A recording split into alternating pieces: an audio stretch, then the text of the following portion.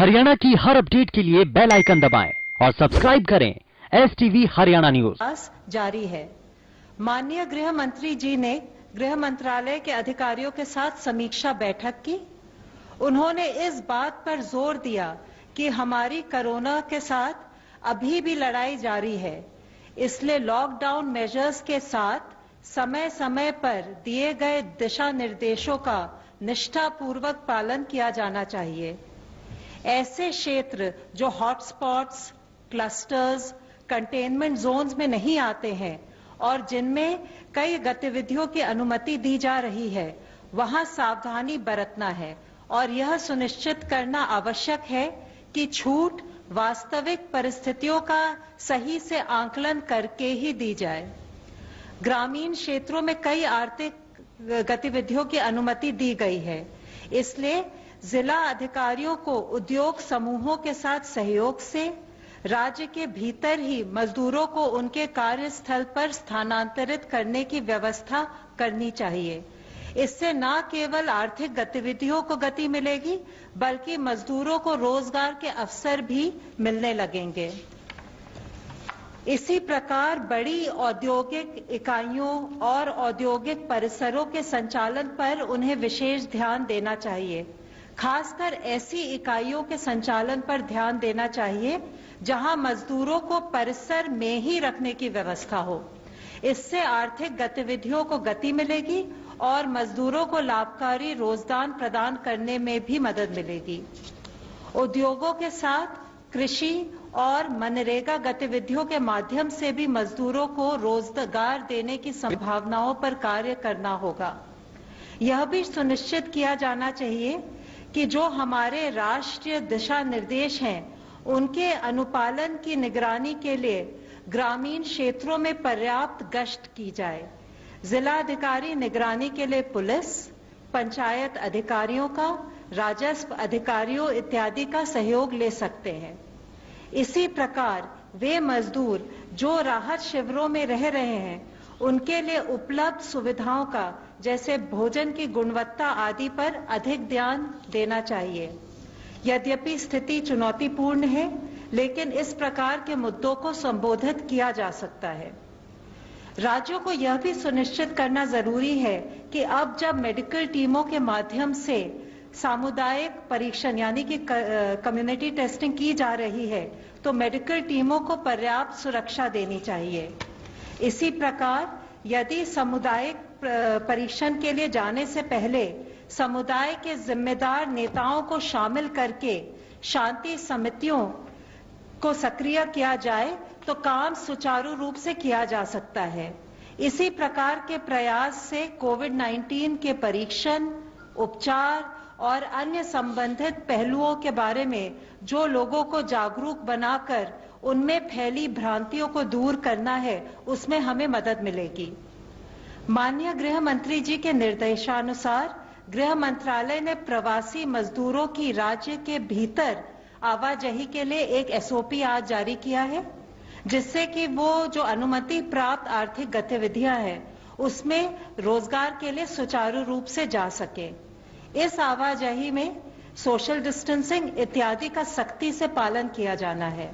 सभी राज्य सरकारों को और केंद्र शासित प्रदेशों को इस SOP के क्रियान्वयन के हेतु निर्देश दिए गए हैं। धन्यवाद। ICMR representative please.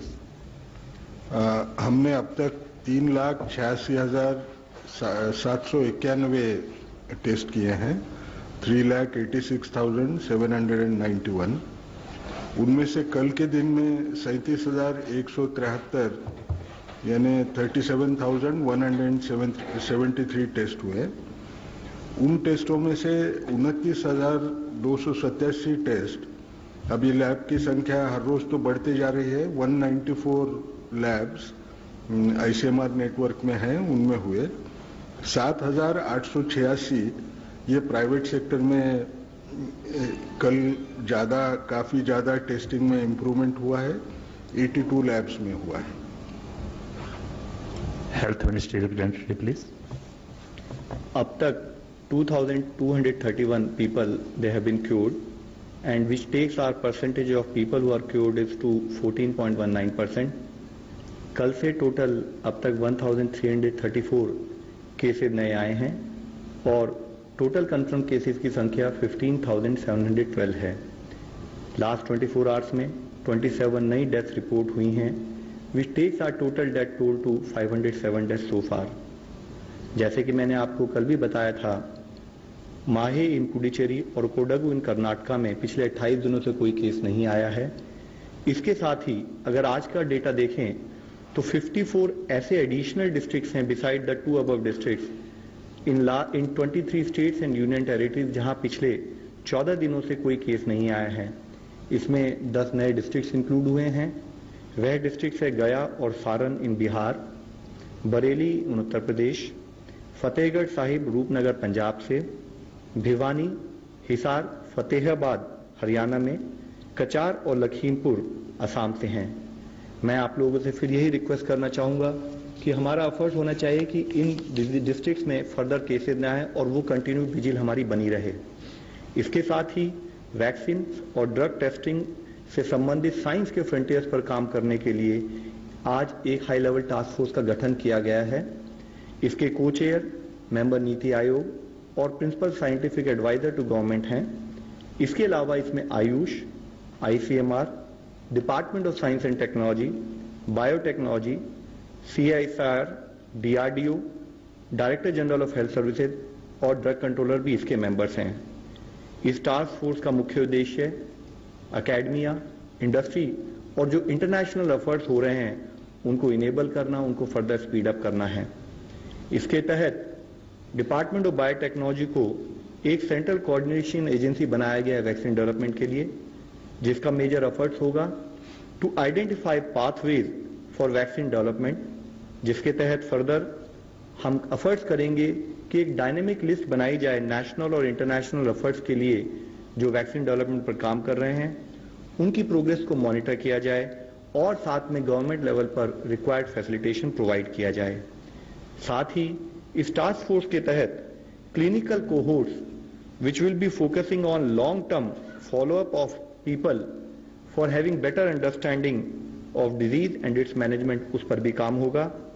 इसके तहत फर्दर हम बायोस्पेसिमेंस भी कलेक्ट करेंगे जो कि हमारा एक बेसिस बनेंगे फर्दर ड्रग और वैक्सीन ट्रायल्स के लिए। यह हमारे जो सैंपल टेस्टिंग प्रोटोकॉल है उससे अलग एक कार्य होगा। आज मैं एक मुख्य विषय फिर आप लोगों की दृष्टि में लाना चाहूंगा। माननीय प्रधानमंत्री जी ने 14 अप्रैल को राष्ट्र के अपने संबोधन में कहा था कि 20 अप्रैल के बाद से कुछ जगहों पर सेलेक्टिव रिलैक्सेशन दिया जाएगा और उसके अकॉर्डिंग 20 अप्रैल यानी कि आज रात से नॉन कंटेनमेंट एरियाज में सेलेक्टिव रिलैक्सेशन के तहत हॉटस्पॉट्स जो डिस्ट्रिक्ट है हमारे, उसमें कंटेनमेंट एरियाज में ये रिलैक्सेशन लागू नहीं होगा। स्टेट्स, यूटीज लोकल रिक्वायरमेंट्स के अकॉर्डिंग जो गाइडलाइंस गवर्नमेंट ऑफ इंडिया ने दी हैं उससे फर्दर स्ट्रिक्ट मेजर्स भी इंपोज कर सकती हैं। कंटेनमेंट जोन्स के विषय में मैं बताना चाहूंगा कि जो हमारी हेल्थ मिनिस्ट्री गाइडलाइंस है वह कहती है कि हॉटस्पॉट्स या रेड जोन्स वो एरियाज हैं जहां पर या तो लार्ज नंबर में कोविड केसेस पाए गए हैं या जहां पर कोविड केसेस का डबलिंग रेट 4 दिन से कम है। इन हॉटस्पॉट्स में लोकल एडमिनिस्ट्रेशन डिजीज स्प्रेड को कंट्रोल करने के लिए कंटेनमेंट जोन्स और बफर जोन्स को डिलिनेट करते हैं। इन कंटेनमेंट जोन्स में कोई भी रिलैक्सेशंस परमिटेड नहीं है। यहां पर स्ट्रिक्ट पैरामीटर कंट्रोल होगा और जिसके तहत इसेंशियल सर्विसेज के अलावा कोई और सर्विसेज अलाउ नहीं की जाएंगी। जहां पर भी हम साथ में सेलेक्टिव रिलैक्सेशन देंगे यानी कि इन कंटेनमेंट जोन से बाहर का एरिया, वहां पर भी स्टेट्स और डिस्ट्रिक्ट्स को इंश्योर करना है कि जो एग्जिस्टिंग लॉकडाउन से संबंधित मेजर्स हैं उनका स्ट्रिक्ट कंप्लायंस हो। ऑफिसेज, वर्क प्लेसेज, फैक्ट्रीज और एस्टेब्लिशमेंट हैं वहां पर सोशल डिस्टेंसिंग से रिलेटेड SOPs और उससे रिलेटेड प्रिपरेटरी एक्शन लिए जा चुके हों। कुछ एक्टिविटीज जो 3 मई तक देश में प्रोहिबिटेड रहेंगी, even in these relaxation areas, I would like to cite and bring to your notice. They are primarily passenger traffic movement by air, rail, road, except जहां पर कि वहां पर उनको एग्जम्प्ट किया गया हो, एजुकेशनल और उससे related institutions, industrial, commercial activities और hospitality services unless until they are specifically exempted. साथ ही cinema halls, malls, shopping complexes, entertainment parks etcetera, social, political, cultural, religious, entertainment और एकेडमिक और साथ में स्पोर्ट्स गैदरिंग भी ये उस समय पर प्रोहिबिटेड रहेंगे 3 मई तक। रिलीजियस प्लेसेस और प्लेसेस ऑफ वर्शिप और रिलीजियस कॉन्ग्रीगेशंस भी हमने रिक्वेस्ट की है कि वह जो हैं प्रोहिबिटेड रहें। Taxis including autos and cycle rickshaws और कैब एग्रीगेटर्स भी प्रोहिबिटेड कैटेगरी में आते हैं। हमने कुछ एक्टिविटीज को रिलैक्सेशन दी है और जिसका बेसिक पर्पस है कि एग्रीकल्चर और रिलेटेड एक्टिविटीज फुली फंक्शनल हों, देश की रूरल इकोनॉमी फंक्शन कर सके, डेली वेज अर्नर्स और बाकी लोगों के लिए एम्प्लॉयमेंट अपॉर्चुनिटीज को मॉनिटर किया जा सके, हेल्थ सर्विसेज फंक्शनल रहें, supply chain of essential goods बनी रहे। हमारा एफर्ट है कि हम धीरे धीरे नॉर्मलसी को रिस्टोर करें ताकि यह इंश्योर किया जा सके कि जान भी है, जहान भी है। लेकिन हमें सतर्क रहना होगा कि हम किसी भी तरीके से इसमें फेल ना हो। कोविड-19 के कंटेनमेंट से रिलेटेड हमारे एफर्ट्स में एक दूसरा चैलेंज है कि जब हम रिस्टोर कर रहे हैं सर्विसेज को तो हमसे कोई गलती ना हो। मैं पुनः दोहराना चाहूंगा कि हम सबको मिलकर लड़ने वाली लड़ाई है, इसमें हम सब एक साथ शामिल हैं। हम सभी को रिक्वायर्ड प्रिकॉशन लेने की जरूरत है।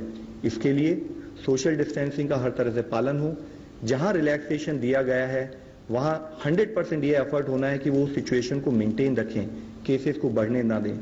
आप सब लोगों की नॉलेज में है कि जो रेड जोन और कंटेनमेंट जोन का जो ये क्राइटेरिया है, ये एक रोलिंग क्राइटेरिया है और अगर इन जगह पर भी केसेस आए तो उनको रेड जोन और कंटेनमेंट जोन का पार्ट बनाया जा सकता है।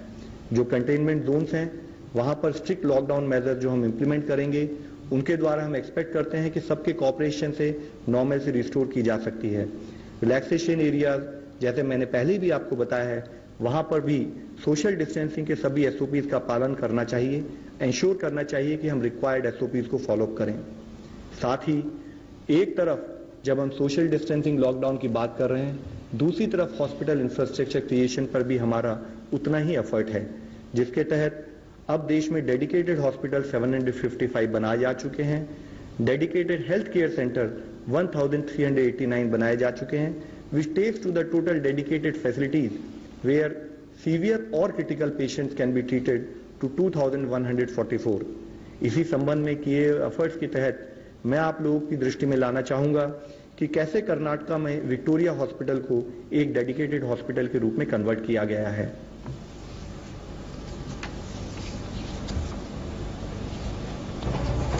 कर्नाटक राज्य सरकार का विक्टोरिया हॉस्पिटल जो बेंगलोर मेडिकल कॉलेज से एफिलेटेड है, दक्षिण भारत में उत्तम चिकित्सा के लिए जाना जाता है। ये अस्पताल 1901 में शुरू हुआ। ये अस्पताल उस वक्त के शाही घराने वाडियार परिवार की पहल थी जब बेंगलुरु प्लेग जैसी महामारी से जूझ रहा था। ये अस्पताल उस वक्त लोगों की जान बचाने में कामयाब रहा और अब जैसे इतिहास खुद को दोहरा रहा हो। ये अस्पताल कोविड-19 के इलाज के लिए चिन्हित किया गया है। इस अस्पताल में विशेष इलाज के लिए अलग शाखाएं हैं और यहाँ का इमरजेंसी और ट्रॉमा सेंटर कोविड-19 वार्ड में तब्दील कर दिया गया है। इस वार्ड में 500 से अधिक बेड्स अत्याधुनिक सुविधाओं से लैस हैं। विक्टोरिया अस्पताल के कोरोना वॉरियर्स यहाँ की डीन डॉक्टर CR जयंती और उनकी टास्क फोर्स जो दिन रात यहाँ कोरोना के खिलाफ मैदान संभाले हुए है। First and foremost, we formed a COVID task force team and set up various committees to look out all the logistic details. And most importantly, we started with the sensitization programs for our healthcare professionals. These sensitization programs includes donning and doffing of the personal protective equipment, which is the most important part to keep them safe. Number 2, we discuss the treatment protocols, and number 3, we also discuss the ICU treatment protocols. इस अस्पताल के corona ward में beds के साथ ventilators और oxygen की पूरी व्यवस्था है। जैसे ही इस वार्ड को कर्नाटक सरकार ने कोविड वार्ड घोषित किया, यहाँ के मेडिकल स्टाफ, डॉक्टर्स और अन्य मेडिकल कर्मचारियों को विशेष ट्रेनिंग दी गई। उन्हें PPE के इस्तेमाल, कोरोना मरीज के सर्वेलेंस और डिजिटल टेक्नोलॉजी के जरिए ट्रेनिंग भी दी गई। अस्पताल के एफिलेटेड कॉलेज में एक कंट्रोल रूम बनाया गया है। यहाँ से सीधा अस्पताल में कोविड वार्ड के मरीजों पर नजर रखी जा सकती है। डॉक्टर्स की एक टीम इस कंट्रोल रूम में कोविड वार्ड पर नजर रखती है और मरीजों से बातचीत भी करती है। This is the main war room, what we call it is war room. So we'll be coordinating with the doctors who are working inside the zone. I mean where the patients are. So we'll not be going there. 1 week, one shift of doctors will go there. They will stay there in a separate building. They will not come out for that 1 week. And we can also do video conferencing with the doctors inside. So any senior staff can come here, do video rounds. And any psychiatry counseling for the patients, if patient gets agitated, depressed during the course of 2 weeks, can be counseled from here itself. अस्पताल में कोविड-19 से पीड़ित मरीजों को अलग अलग zone में रखा जा रहा है और उनकी जरूरत के मुताबिक उन्हें अलग श्रेणी में बांटा गया है। वायरस पीड़ित मरीजों से कम एक्सपोजर हो, इसलिए विशेष इंक्यूबेटर बनाए गए हैं ताकि डॉक्टर संक्रमित न हो।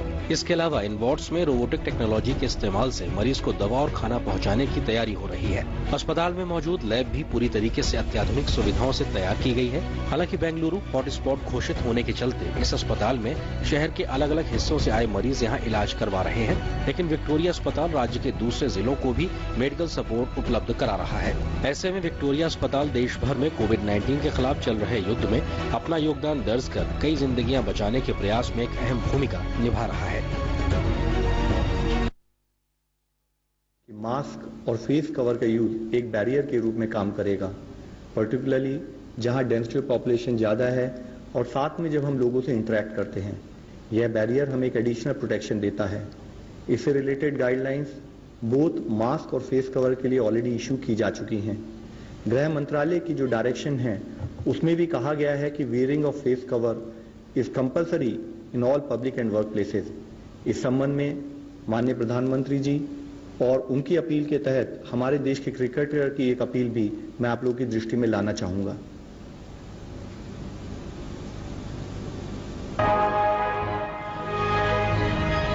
आप अपनी पूरी फैमिली के साथ हमें चेयर करते हैं और आज मैं आपकी पूरी फैमिली से ही बात करने आया हूं।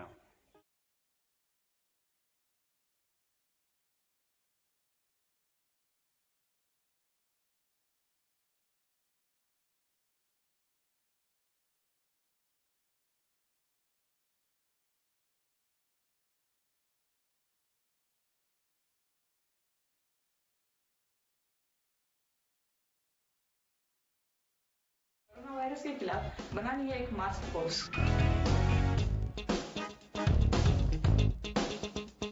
मास्क फोर्स का हिस्सा बनना बहुत ही आसान है। बस घर बैठे बैठे अपने लिए एक मास्क बनाइए, जैसे मैंने ये बनाया है।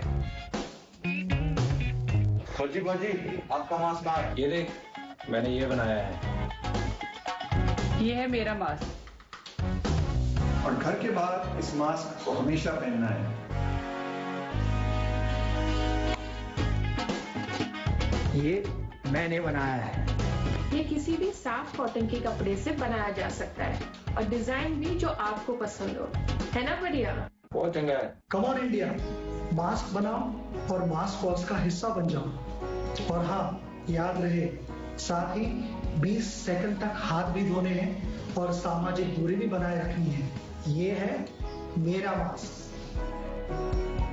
मास्क घर बैठे आसानी से कैसे बनाना है, इसकी सारी जानकारी आपको आरोग्य सेतु ऐप पर मिल जाएगी। आज ही डाउनलोड कर लीजिए। का हमेशा प्रयोग करना है। आप सबसे रिक्वेस्ट है कि फेस कवर्स को इस्तेमाल करें और इस फोर्स को ज्वाइन करें। Make your own mask and join the mask force.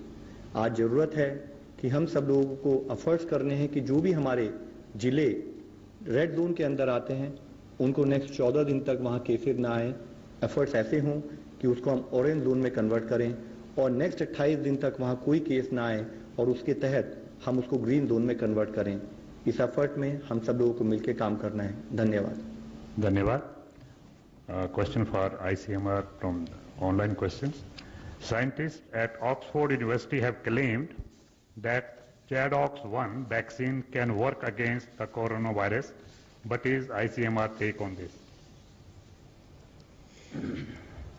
जैसा पहले भी हम बोल रहे थे कि 70 अलग अलग ग्रुप्स वैक्सीन की खोज में जुड़े हुए हैं। उनमें से ये एक ग्रुप है और 4 ग्रुप्स हैं, यानी टोटली 5 ग्रुप्स ह्यूमन फेज में आ रहे हैं। यानी एनिमल स्टडीज पास कर चुके हैं, एनिमल को कुछ होता नहीं साइड इफेक्ट करके मेजर, और उसका असर यानी जो एंटीबॉडीज डेवलप होना है वो दिख रहा है, इससे वो आगे जा रहे हैं। जो भी कोई साइंटिस्ट का ग्रुप होता है उस सभी को तो आशा रहेगी, उसके सिवा तो वो आगे जाएंगे नहीं। हम भी एक आशा रखना जरूरी है कि ये शायद सक्सेसफुल हो जाए। जो भी सक्सेसफुल हो उसका फायदा तो सब हम लोगों को भी मिलेगा।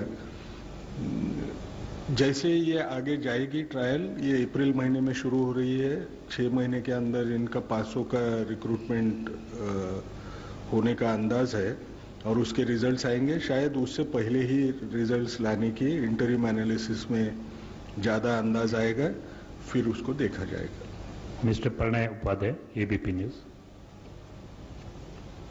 लवगड़ा साहब, मेरा सवाल आपसे है कि जो रिलैक्सेशन दिए गए हैं, तो अगर आप एक फिगर बता पाएं कि कंटेनमेंट जोन का जो आपने पिछला फिगर दिया था हॉटस्पॉट्स का, वो क्या उसमें वेरिएशन आया है, और जिन भी जगहों पे ये रिलैक्सेशन दिए गए हैं उसके लिए क्या आधार और क्या आकलन लिया गया है, और जिन एरियाज में रिलैक्सेशन दिए गए हैं खासतौर पर कामकाज को लेके, उसमें जो लोग काम करने के लिए जाएंगे उनके टेस्टिंग को लेके या उनकी सुरक्षा को लेके आम आदमी लोग कैसे आश्वस्त हो सकते हैं, इसको कैसे सुनिश्चित किया जाएगा?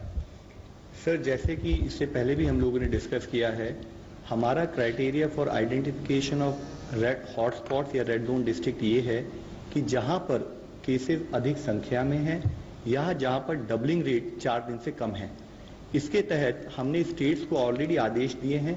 उस आदेश के तहत हमने कहा है कि आप अपने केसेस को एनालाइज कीजिए, क्योंकि केसेस एक डायनेमिक, एक रूलिंग नंबर है और उसके बेसिस पर स्टेट रेगुलर बेसिस पर उन जिलों को ऐड करते रहेंगे। विद इन दोज डिस्ट्रिक्ट्स जो हमारे रेड जोन में आएंगे या जिसको हम हॉटस्पॉट कहेंगे, वहां पर क्लस्टर कंटेनमेंट या आउटब्रेक कंटेनमेंट प्रोसेस के तहत वह कंटेनमेंट एरिया डिफाइन करेंगे और उस कंटेनमेंट एरिया में बिना रिलैक्सेशन के इसेंशियल एक्टिविटीज, इसेंशियल कमोडिटीज और सर्विसेज के अलावा वहां पर वो सारी जो सर्विसेज है वो स्थगित रहेंगी। Regarding essential services, health services और जो हमारे फूड और उससे रिलेटेड सर्विसेज, जैसे कि हम लॉकडाउन की स्थिति में भी रहे हैं, वह सब जारी रहेंगी। इसके साथ ही जो हमारे फील्ड वर्कर वहां काम करेंगे वो हाउस टू हाउस जाएंगे, ILI यानी कि इन्फ्लुएंजा लाइक इलनेसेस और सारी यानी कि सीवियर एक्यूट रेस्पिरेटरी इलनेसेस का हाउस टू हाउस सर्वे किया जाएगा और उस सर्वे के तहत या कॉन्टैक्ट ट्रेसिंग में जो भी पेशेंट्स आएंगे या जो भी पर्सन्स हम पाएंगे उनको हमारे सैंपलिंग क्राइटेरिया के तहत हम सैंपलिंग करेंगे और उसके बेसिस पर उनको डेडिकेटेड कोविड हॉस्पिटल में ट्रीटमेंट प्रोवाइड किया जाए। Another online question. Is the government planning to revise its testing strategy and screen all patients who come to the hospital with flu-like symptoms? जैसे पहले भी, अब शायद वही दोहरा रहा हूं जो पहले काफी बार बोल चुके हैं कि जो भी हॉट